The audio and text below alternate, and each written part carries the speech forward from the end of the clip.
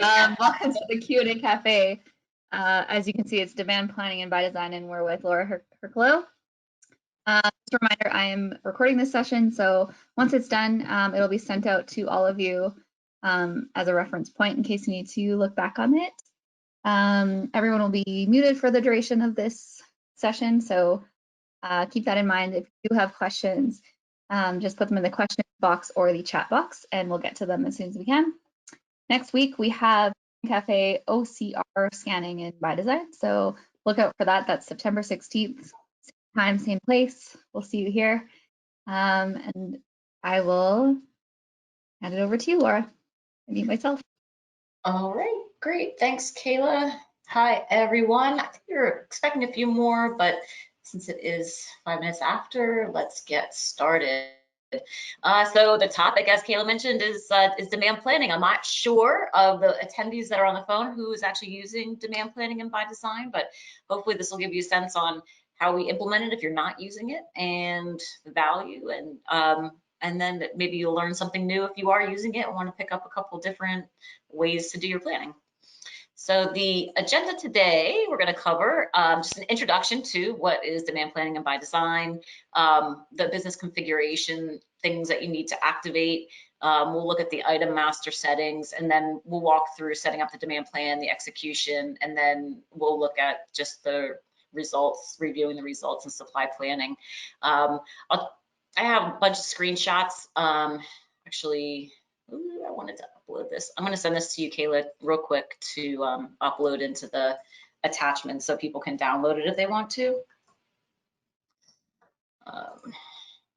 There we go. So that should show up in the files part of the webinar. So if you want to download this stuff for future reference, feel free to do that.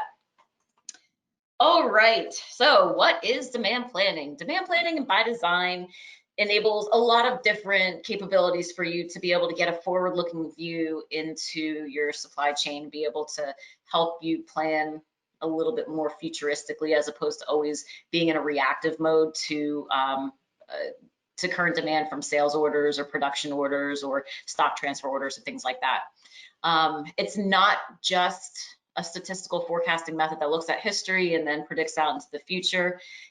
A lot of customers that I talk to on a regular basis have their own little way that they love to plan themselves. They use their spreadsheets and lots of different ways to do their planning, and we don't ever want to thwart that way to do it. So you can manually enter forecasts to be able to execute, and that affords you the ability to run MRP, which gives you a lot better visibility again into the supply chain and lead times and things like that. That standard like manual planning that's done on Excel would afford you.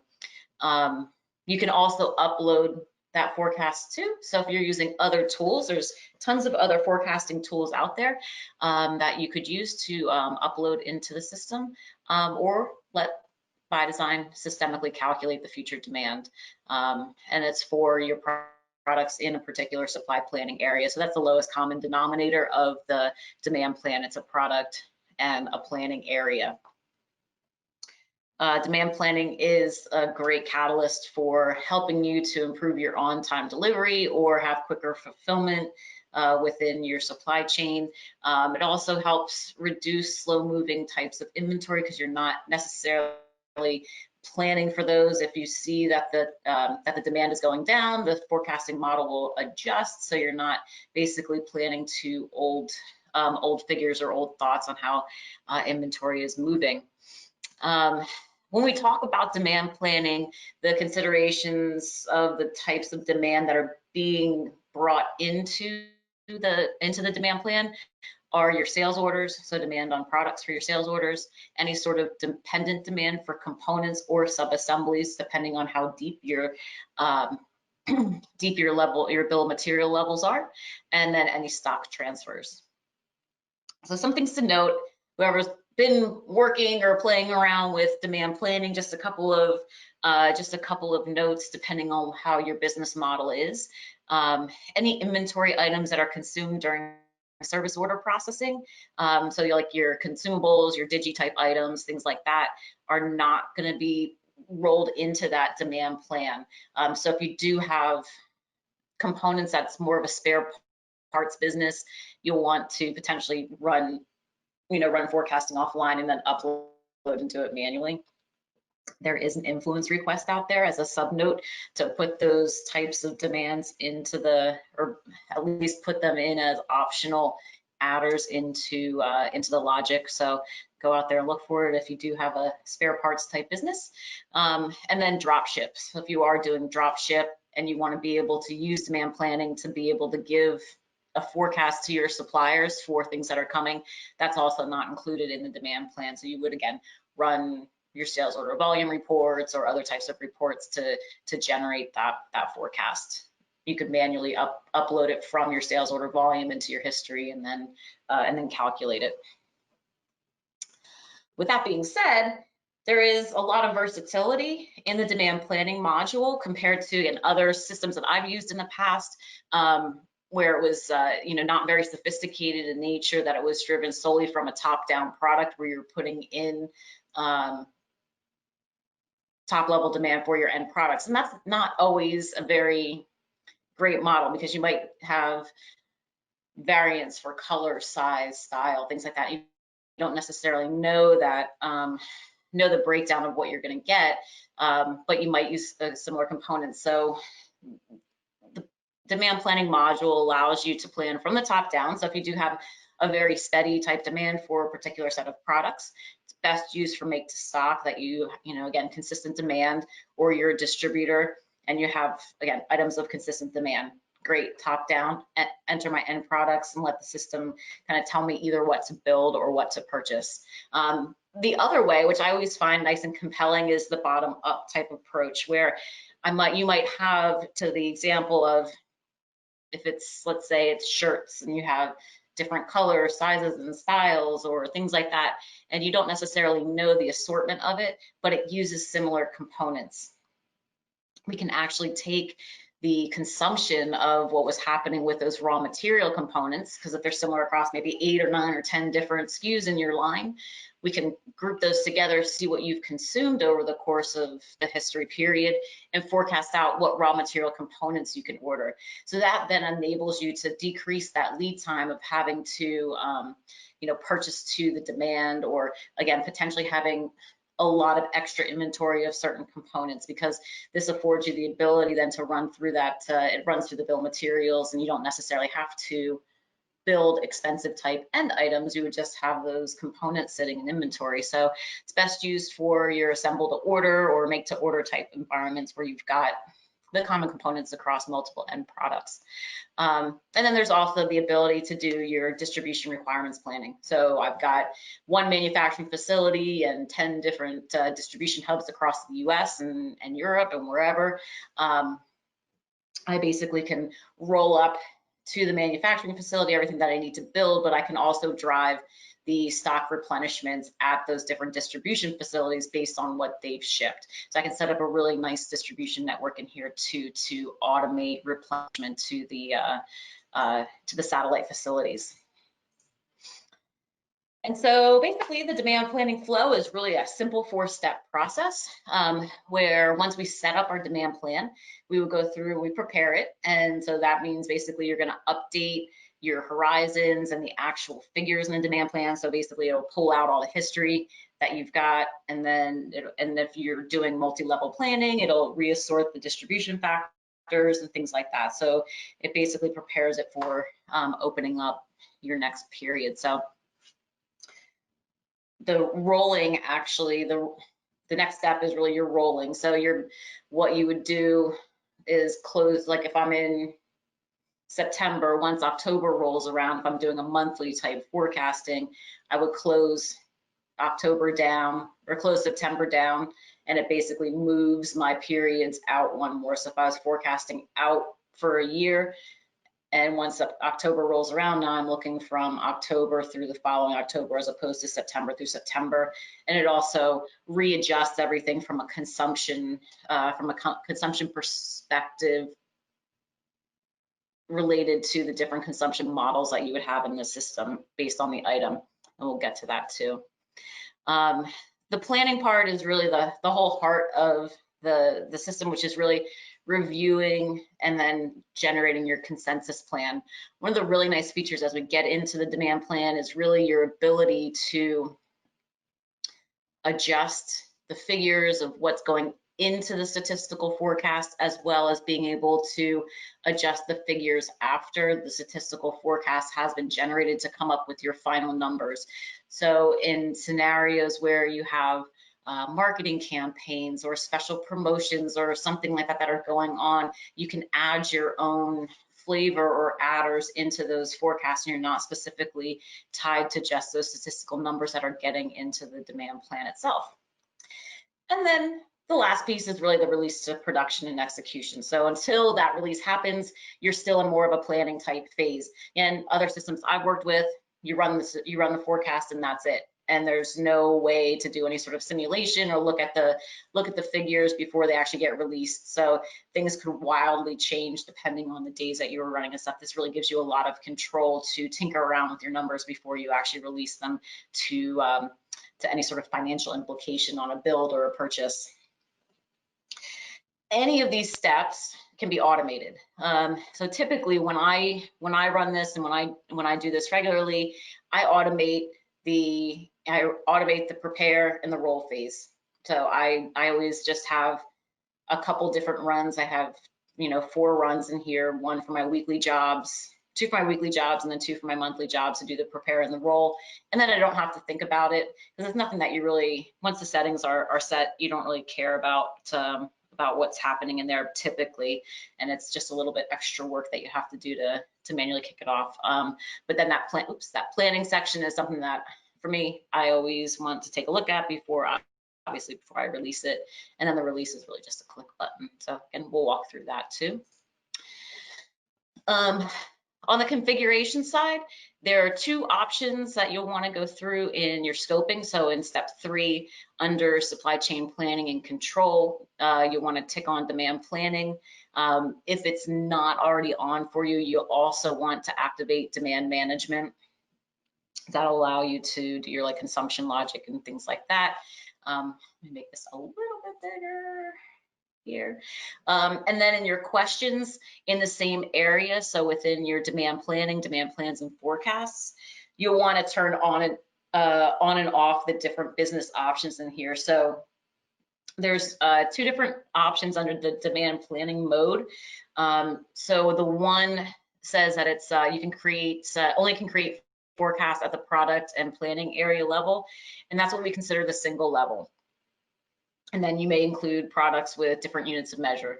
So I'll explain that again a little bit more in detail about what that really means. And then there's also the option about creating forecasts at an aggregate level, such as forecasting groups or country or ship from location or things like that. So you have different aggregation capabilities of the system, which we would consider the multi-level forecasting. And it's not one of those options in ByDesign where it's an either or. You can choose to have both, and you can run them both in tandem for your items. And then there's also kind of the 2 options as to how you're going to forecast. So again, as I mentioned, if you're not ready to start using the statistical forecasting methods and you have another way that you like to generate your forecast, you can choose to enter the demand forecast manually in your planning process, or there's the option to store your historical values and calculate forecasts for a number of products. Now, for me, as I like to do this stuff, I would always turn on the demand planning to store historical values. It's just a great tool, even if you aren't necessarily utilizing the numbers that come out of the statistical forecast, they're still stored for reporting purposes. So if you wanted to do offline calculations of consumption and plan to actuals and things like that, that historical figure is a pretty nice number to have in the reporting. And then on your demand management procedures, that's the next option down. So you're under the demand management order confirmation. These 2 options are what are going to enable the different consumption logic methods that are activated within the product master. So there's 2 different options. One, which is using sales, dependent demand, and stock transfers to consume a demand forecast or reduce the demand forecast. And we'll explain that in the next step here, what the two differences are with those options of what you're going to select. And then the last piece, there's not really anything to configure in here. Just note that it's here. There's two different options in business configuration about all demand consumes forecast or all demand reduces forecast. These are all really set by SAP. You can copy and create new ones, but there's not really anything for you to change in here. The only thing that you have the option to modify in here is the maximum consumption in the selected time frame. So I haven't really played around with this a lot, but what I've tried to glean into this was like, if you have a forecast for 100 and you say, I'm only going to consume up to like 90, so you're going to leave some active demand out there from a forecasting perspective, so it doesn't consume the whole entire bucket. So you're still generating almost like a little bit of a safety stock, but that's the only thing that you really can impact in there. All right, and then the other pieces that you'd want to also configure in your standard master data is a forecast group. So you within the supply chain design master data, you've got like forecasting groups, storage groups, production groups, things like that. I would set up potentially forecasting groups. I think planning group is another option in there that you could use as another field for aggregation or disaggregation. So with this, again, the forecasting group is one of these fields that are going to show up so you can roll up your forecast into a more aggregated level. So again, getting back to that t-shirt size type combination, if I want to put my style as a forecast group or all my larges as a forecast group, as an example, I can put all that stuff together and let that then roll up into one overall aggregated forecast number and then blow it down through with distribution factors. All right, and then the item master. So within the item master in your planning tab, and taking this down to the lowest common denominator of anybody that's not using demand and supply planning, the planning tab really enables you to set up all the different levers that you would use to facilitate the consumption, as well as how the system will aggregate that demand and generate a particular supply plan for you. Each and every supply planning area will have its own capability to have different values in these screens. So you'll see you've got your forecasting group. Again, that's going to show up on our demand plan. And then you can also have your planning group. And then you've got your demand management. That's the one key figure. So if by chance, if you forget to set this up in your item and you're trying to, again, play around with demand planning and you haven't used it before, make sure that you either do like a mass change to your items. This might be a hidden field that you just have to bring into the planning tab, or just go in and manually populate it. If you try to create and release a demand plan that doesn't have this populated, you'll get some errors. So just make sure that that's done. And if you do, then you know what's causing it. And then some of the other areas too, like if you're setting up more of a distribution type network, where you have the hub and spoke of your supply to the actual shipments, you can set up your procurement types as your in-house production if it's manufactured, purchased if it's procured, and then there's the internal supply if you are the recipient of a master distribution center into a smaller facility, and then that will drive, on the supply planning side, all of your internal stock transfers. So getting into kind of what the demand management procedures are, there's 4 of them, like I showed you in the business configuration. There is one called all demand reduces forecast, and then there's the other 3 that probably 99.99% of people would use or should use in planning and in forecasting. So you got your options of all demand consumes the current forecast, consumes a preceding forecast or consumes the adjacent forecast. So let's go through an example of what those are. When we talk about all demand reduces forecast, like I said, 0.0001% of the population probably would use this because what would happen in an example of you're really just looking at that forecast to be able to plan. So if I did have a forecast for 100 in the current month and by chance I get orders for 110, you'll never get a supply planning signal for that additional 10. Full stop. It doesn't take anything outside of the actual forecast into account when it's doing its planning. So I would say probably no one would ever use that. And then there's the other demand is actually going to consume to the point where it's fully consumed or up to the percentage which you'll consume it, and then it starts taking actual demand into account. And then depending on what you have set up here, it will drive the different buckets from which it's pulling from. So here's an example. If I've got a new order that was received for a quantity of 7, and let's hope that I did my math right in these guys, otherwise I'll hear about it, that I did a quantity of 7 with a ship date in September, but I had a forecast for 1, 2, and 3 in each of my different methods for July, August, and September.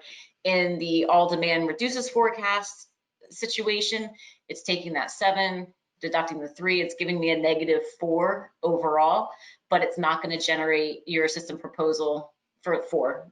Of course, I put a typo in there, for the 4 remaining.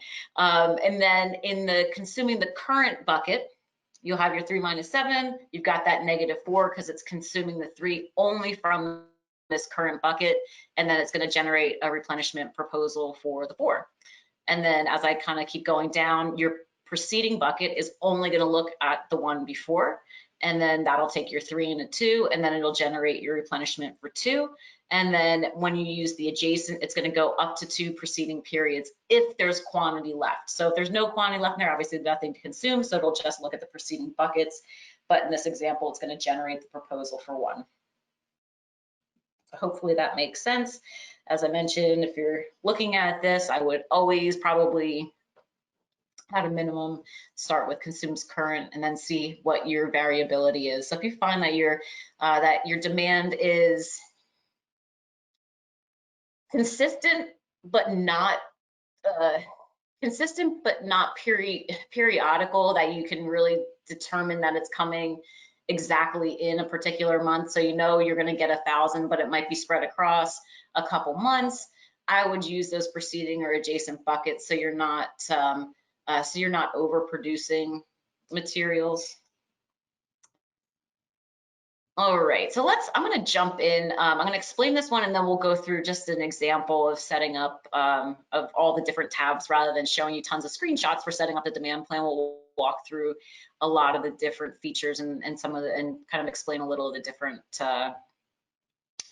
sub tabs and what you're going to do in here. So, you know, the biggest piece in here is deciding how you want to plan. If you're a manufacturer that has thousands and thousands of different parts and you don't necessarily know the distribution of things, it probably makes more sense to do a multi-level type forecast. So your single level really has no hierarchical planning at all. It is only based on product and planning area. So you've got, like I said, you've got thousands and thousands of products. To trudge through all that might not be the most fun thing to do on a regular basis. Your items in the plan itself can have different units of measure as well. So you might just have essentially, one overall demand plan for all my different products and let that go. And that's in the single level mode. In the multi-level mode, your forecasts can be aggregated on different levels. So based on things like your planning area, forecast group, product category, ship from site, things like that. So if I don't necessarily know the assortment of things, or if I want to let the system do, create a distribution factor based on history, it can allow for all of that. The aggregated forecasts will then, from the top level, will then again calculate a distribution factor and then blow down through the most detailed level, which is going to be your product and planning area combination. When you're trying to figure out what the aggregation criteria is, you have to maintain it for each of your products. So you can't just put in a forecast group for 8 out of the 10 products that you have into your demand plan. They all have to have the same fields, so group them all together, pretty obvious. And then all of your products must have the same unit of measure, or it has to have a conversion to a common unit of measure. So if your base unit of measures are eaches, but you're selling in boxes or cases or things like that, and you want to plan at that level, you would just have to make sure that your unit of measure conversions are always going back to that base unit of measure of each, or some sort of other common, least common denominator. All right, so let's jump in to the system, and we'll just walk through the setup of a demand plan in here. So I have one that's sort of started. You'll notice that I've got lots of different demand plans in here, and depending on how your business is segregated in terms of the different types of planners that you have, or the different types of demand, or the seasonality of things, you might have 20 different demand plans going out there. That's what the really nice piece of ByDesign is. So you can actually segment out your business and all the different products and not be tied to one particular one particular model. So I can do bottom down, top up. I can do seasonality. I can do average. I can do exponential smoothing, different types of models I can apply to different types of groups. But let's jump into our demand plan here. And so we'll see as we jump in and you create a new one, you'll see that you've got your multi-level planning mode enabled, yes or no. And then if you do have yes, you'll want to put your demand plan and unit of measure in. So that's going to be your lowest common denominator of what every item in that plan is going to be able to back calculate to. Like I mentioned earlier, you can just put this on and say, nope, I don't want to do statistical forecasting, but I want to upload it and I want to use this for consensus planning and being able to release it. You can choose whether you're going to use that or not. And then this last option, again, if you're in more of a discrete type industry, actually, I pretty much, like 100% of the time, no matter whether I'm using eaches or pounds or yards or feet, I always use the final forecast rounding.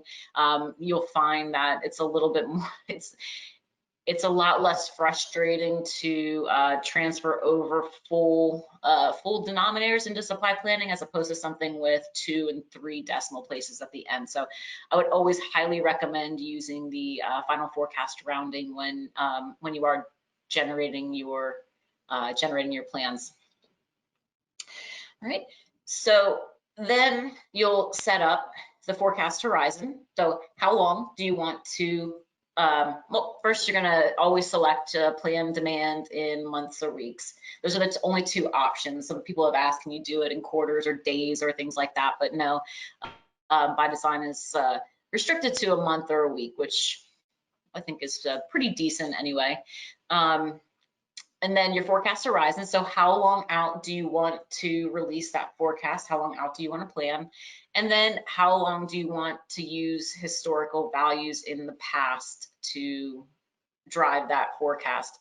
I have been trying to look to see what the maximum is. I haven't found the maximum scope in the back. I think it might be it's either 4 or 5 years.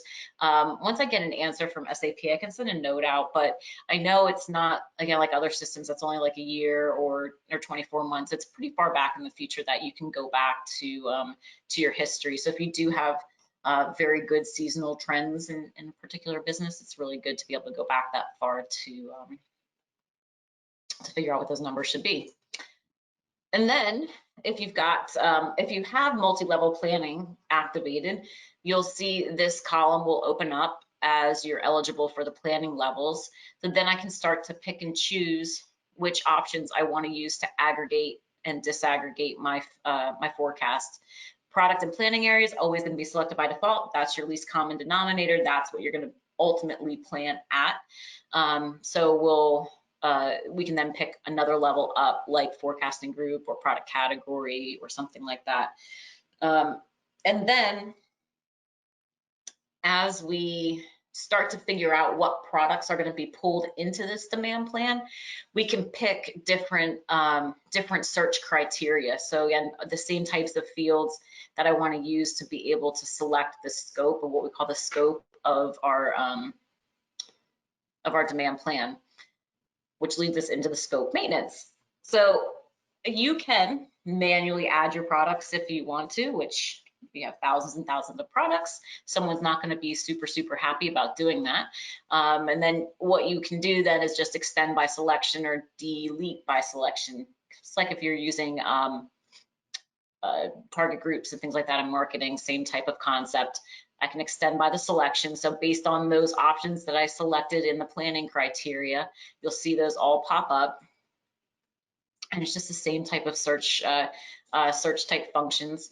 So I can do, you know, whatever my planning area is. If I wanted to just put in, my standard products, and I can go, and that's going to show me all the products that belong to the planning area, and then I can start intersecting those. So if I just want the planning area of 100 and then my forecasting group equal to multicolor or whatnot, that's going to change that scope. And then as I can save that too. So maybe as I'm starting to, this isn't a dynamic list, just to note.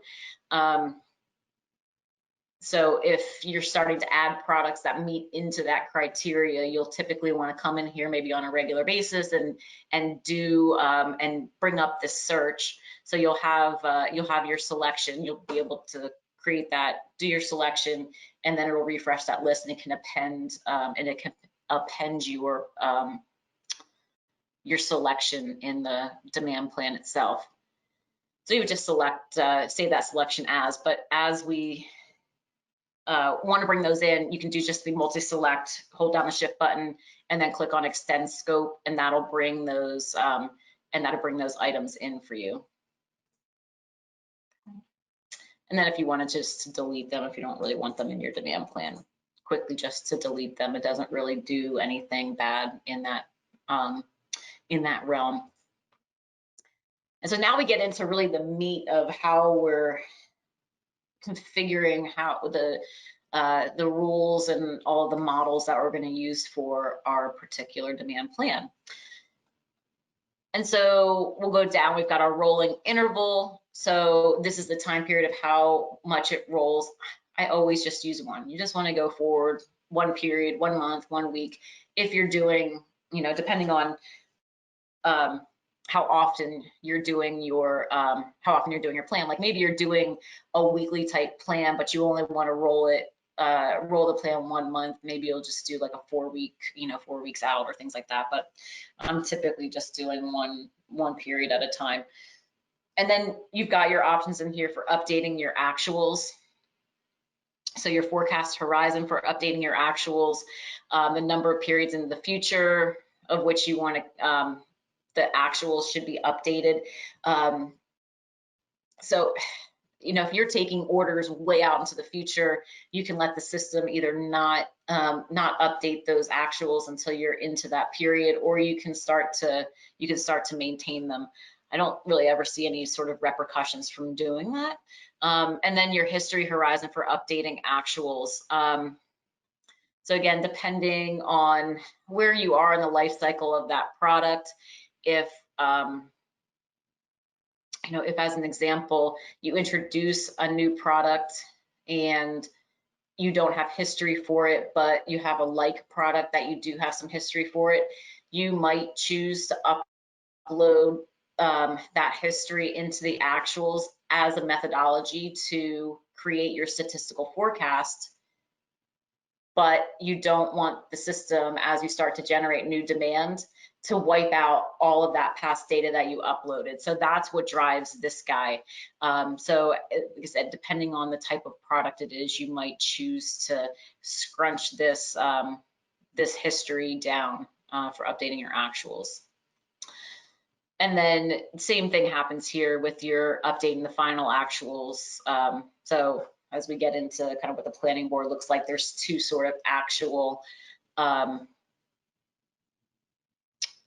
fields here. And so like, again, with that whole manual addition of the forecast, the history, the updating the final actuals, which goes in the statistical forecast, might be something that you're gonna, again, scrunch down to a shorter period. But then you also can play around with this. So you've got this offset then too for overwriting the final forecast.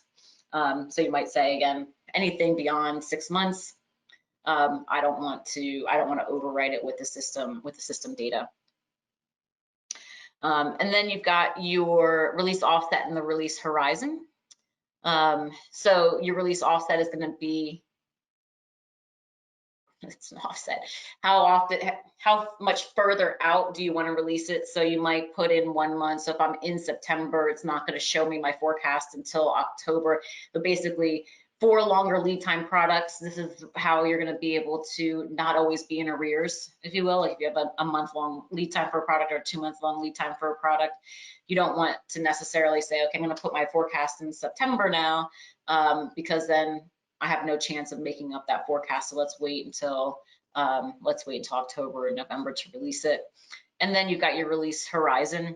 And so, you might actually plan out 12 months in the future, but you don't necessarily want to release the execution maybe anything more than 6 months into the future, or so you can play around with that, with those numbers as well. If you're using multi-level forecasting, this will pop open for you. If you don't have the option. So whatever your distribution factors are, whether you want to manually calculate it or use all forecast periods or just the new forecast periods to distribute the distribute your aggregate level down to the base level. And then choosing your history horizon for the factor. Those are, again, different options that you can choose. The forecasting models, I'm not a statistician by any stretch of the imagination. The big key things that I'll point out in here, you've got 13 different options within this model to choose from. Just a couple, what I have found from a forecasting standpoint, most of them produce very similar results that seem very much like an average up and down within a few points. Where I have seen more variability for processes is when you're starting to use the seasonal models. So putting in your different periods for where your seasons are, that will impact kind of the ups and downs and the ebbs and flows of your business if you do have, again, a more seasonal type business. And then the optimization procedure, I always throw this one in here. What this is going to do, it's basically going to chug through all of these and try to find the best fit model for you and then produce that. You're not restricted to just having one, but if you want to play around with multiple different outputs from the statistical forecast, you always need to have these into the different variants, and then one's going to be your default. The other thing to note, that again, something that I always tick on when I'm setting up a new demand plan, is that I want every single model has the option here to ignore the leading zeros. Again, depending on the variability, or if you're introducing a new product, that can wildly impact your numbers. If you do have a blip of a zero, and like, let's say your planning period's 12 months and you introduced a product 10 months ago and you had 2 zeros just because it wasn't a product at that point, that's going to really skew your numbers because you're going to have 2 months of zeros. So I always take that out. If there's an option too for outlier corrections, I typically will choose that too. And I just use sort of a median outlier with like a 1 or 2 sigma factor, just in case you have something that comes in really high or really low for a given month. You don't necessarily want to have that skew your figures. But depending on, again, the model that you select, you'll see there's tons and tons of different as I move that into my model, you'll see there's tons and tons of different types of triggers that you can pull in here to change how that calculation is going to be used. And then, well, this kind of comes into, so your planning level for the automated forecasting run. So when I'm doing a forecasting run, this is just going to allow me, if I'm doing a multi-level. If you don't have multi-level, you won't see this option in here.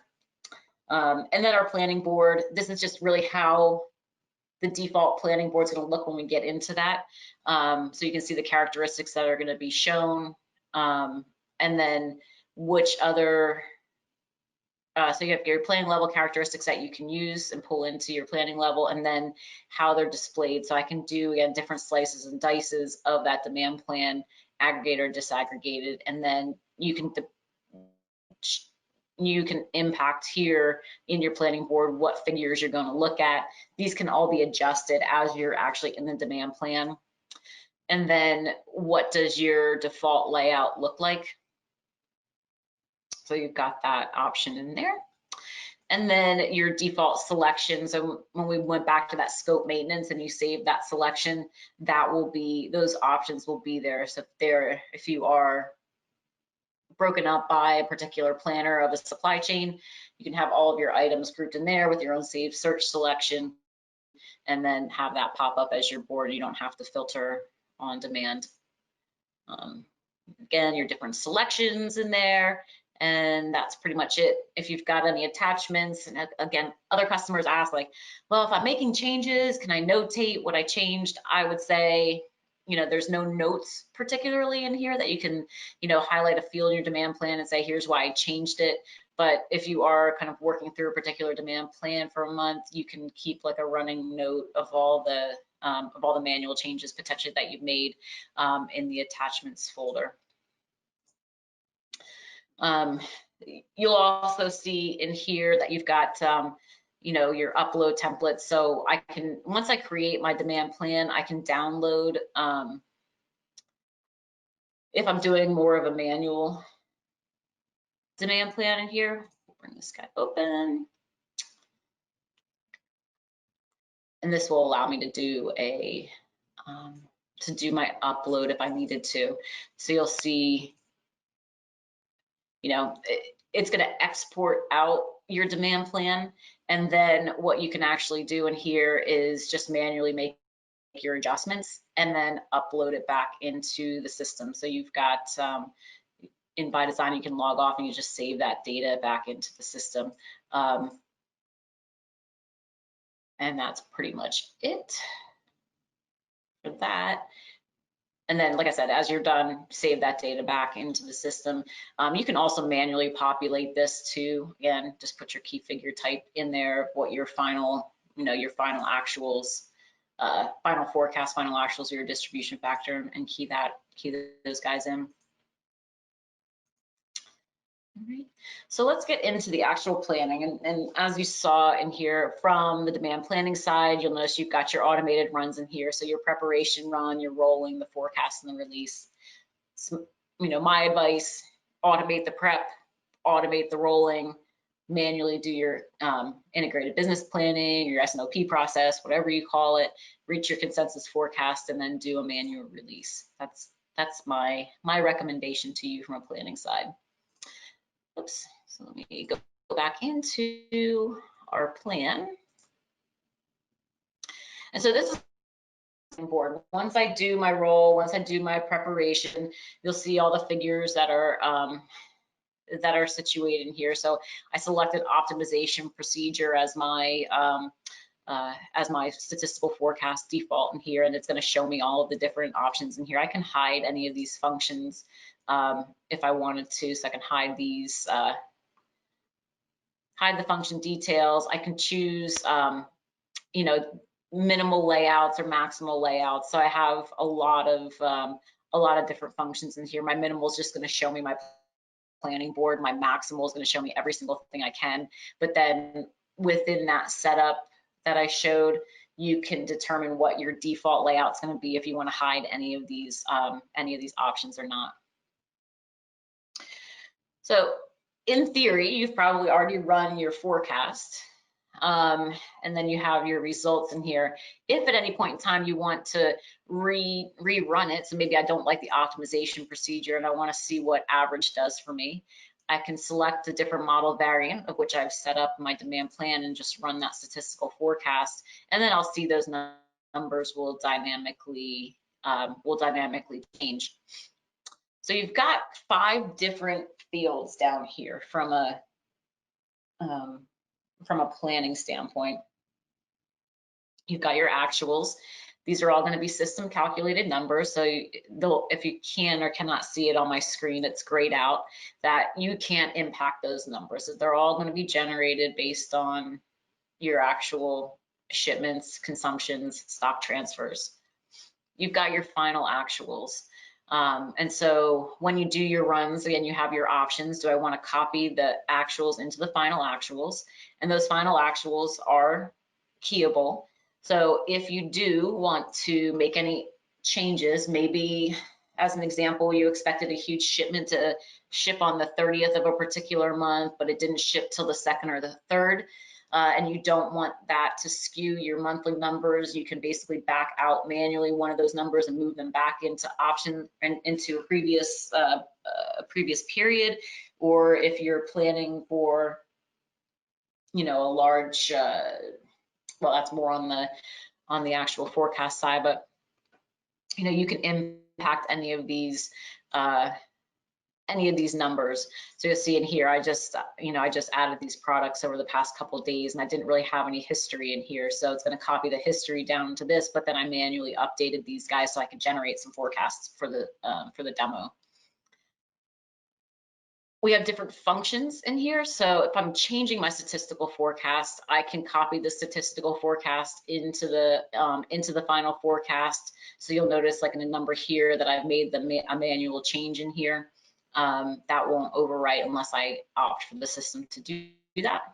So again, your statistical forecast is another field that isn't going to be impacted by the, that's not going to be impacted by you. It's the system driven one, and that is driven by that option that you have set in the, you know, in the configuration of the demand plan, or if, you know, in your business configuration, and then your final forecast. So this is what gets released out to execution into supply planning, this final forecast, and you have all the capability to review the numbers and then look and make your adjustments based on whatever you want to. And then last, you've got your distribution factor that's listed here. So that's going to be calculated if you're doing an aggregate level forecast of you know, a product category or a forecast group or things like that. It's going to roll it all up, give you one number, but then it's going to look at that history and determine a distribution factor based on the history for that particular set of items and blow it down to its lowest level of components. So if you want, as you're running a multi-level, you can select your characteristics in here where I can change my planning level. So if I don't want to look at it by product, but I just want to look at it potentially by forecasting group, I can change that. So now I can see overall for that particular item what my forecast is for that overall, for that forecasting group and my or just the forecasting group. So you can see again what that is. And then you can also, from my select characteristics, I can also look at something from a display standpoint too. So if I've got different options in here of what's displayed, I can choose different aggregation or disaggregation, almost less like you're doing a standard type report where I can choose the columns and rows in here. You can also have your capability in here to select the key figures dynamically. So what's for display, maybe I don't really care about, you know, the statistical forecast. It is what it is. I'm always copying it in. I don't care about the distribution factor. I can hide and show those different fields so it doesn't look all clunky when you're in here trying to key things in. And then you've got your different options in here for, you know, moving backward, moving forward. That's going to take you forward and backward a period. And then if you wanted to move to any of the particular periods in here, so you can look at your forecasting start to monitor the history or the forecasting start or the history start to see where you're pulling those numbers from, just to review those. Right.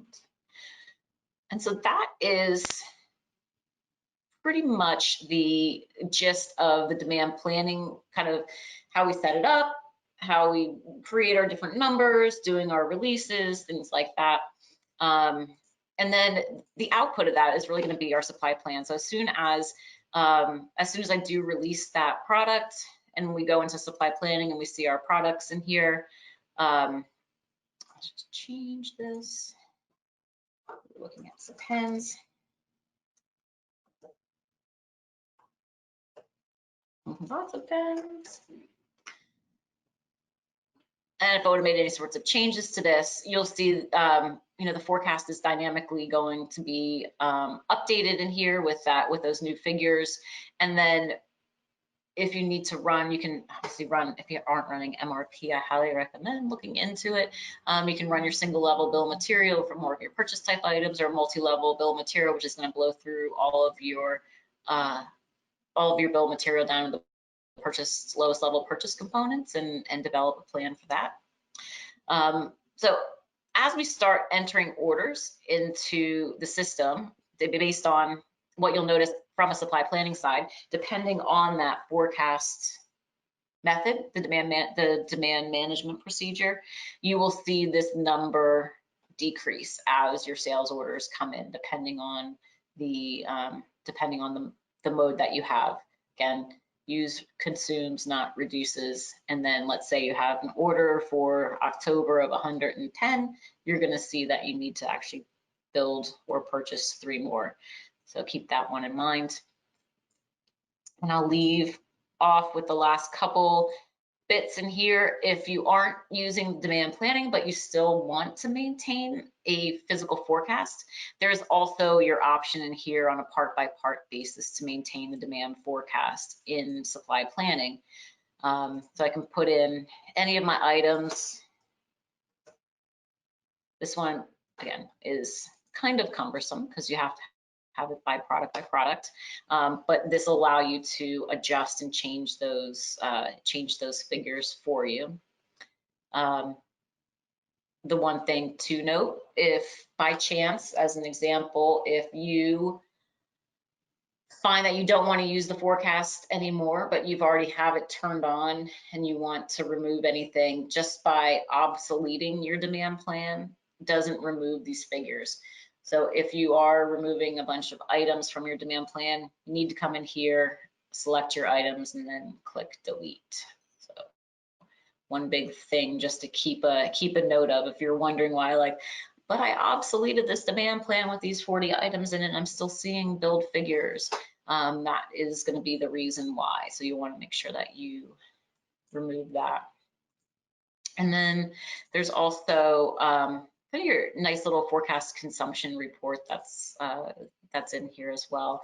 So we can see overall for a given product, what the forecasted quantity was, what are consumed, any of our demand exceeding forecast, and any sort of unconsumed forecast that's sitting out there. Let's see if I have anything that has some good numbers in it.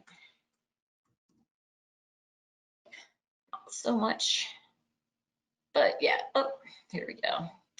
So we've got our forecast quantity, what was consumed, any of our demand exceeding. This is just a really, again, one of those really other nice tools that are ancillary to the demand planning process, but really help in the in your SNOP or your IBP meeting or whatever, to say, how variable am I with my figures? You might find that you're trying to do a weekly forecast, but you could be way more accurate with a monthly. This could give you some good indications. Or if you're finding lots of overages or underages, you might want to make some adjustments. So this really gives you, again, a good hit rate for how how accurate you are on your planning. I think there's also a data source in here that I'll show that to you, so you can get some more slices and dices of that. All right, so we got 3 minutes left. Let's see if there's any chats. Kayla, any questions from the crew? I don't see any, Laura. All right, okay. Well, I didn't think we were going to take a whole hour for this, but hopefully, like I said, hopefully if you're not using it, it piqued your interest to give it a whirl. It's not going to impact, like I said, if you always know, I just told you how to back out of anything. So if you are tinkering around with it, you're not gonna hurt anything. You can always delete it. So, or if you haven't, or if you're already using it, hopefully you learned a little bit of something new. Maybe the multi-level planning might help you out. If you have any questions or want to dig further into it, feel free to reach out to me or put a ticket in Jira and say that you need me, and we'll get on the phone. And with that, Great. thanks for your time. Join me next week for OCR scanning. Yes, thank you, Laura. Have a good day, everyone. Bye.